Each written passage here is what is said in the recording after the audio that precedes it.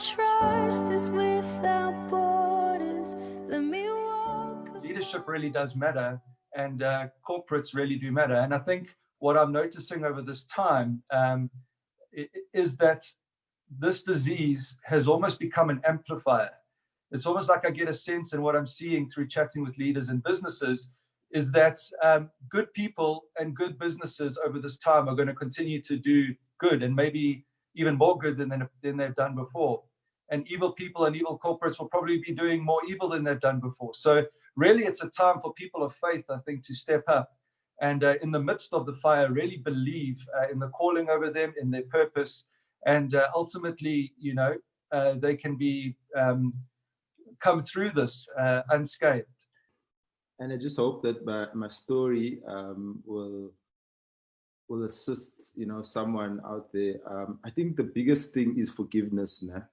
I think when I got that letter, that section 189, automatically you filled with rage, with hate, and with people not having your back. You thought that people were there for you. But I think it was a process of forgiveness. Everyone is out there about,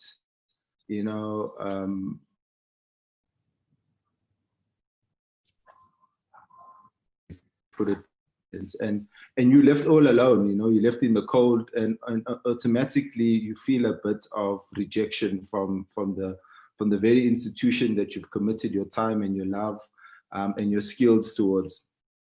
But I want to encourage you to forgive and trust in God that there is a plan for you.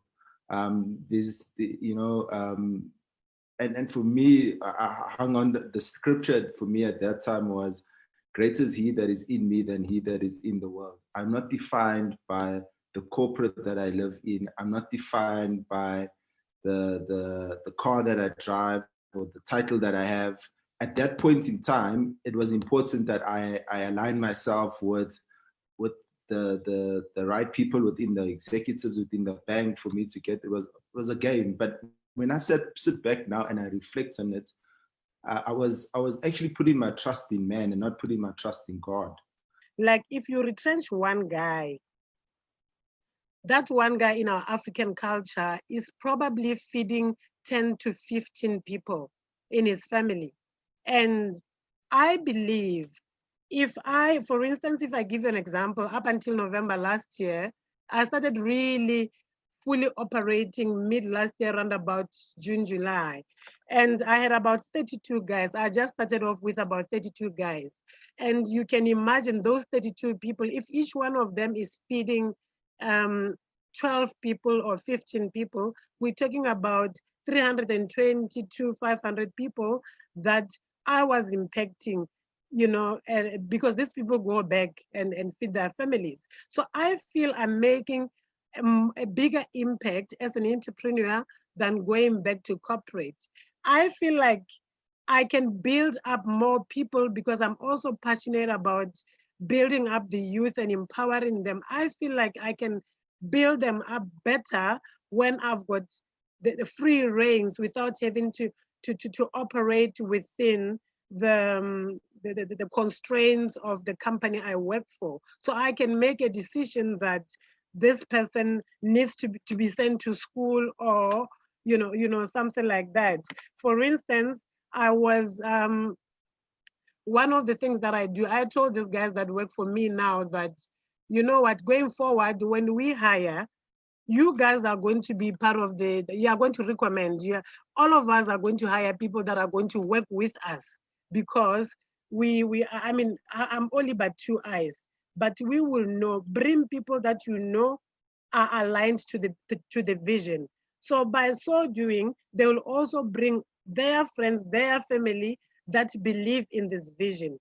So for instance, Don just spoke about the journey drivers or the story drivers. For me, is the vision that God had given me.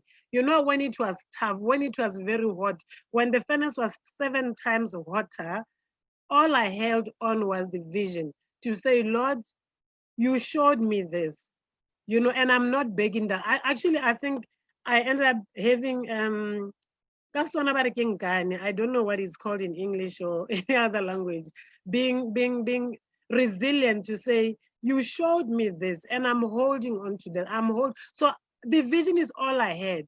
You know, I was holding on to the vision up until we started. Right now, I'm facing challenges, but like Pastor Koza was telling me the other day that Memota, this is a new level of problems that you are facing. You know, previously I was facing problems of starting up.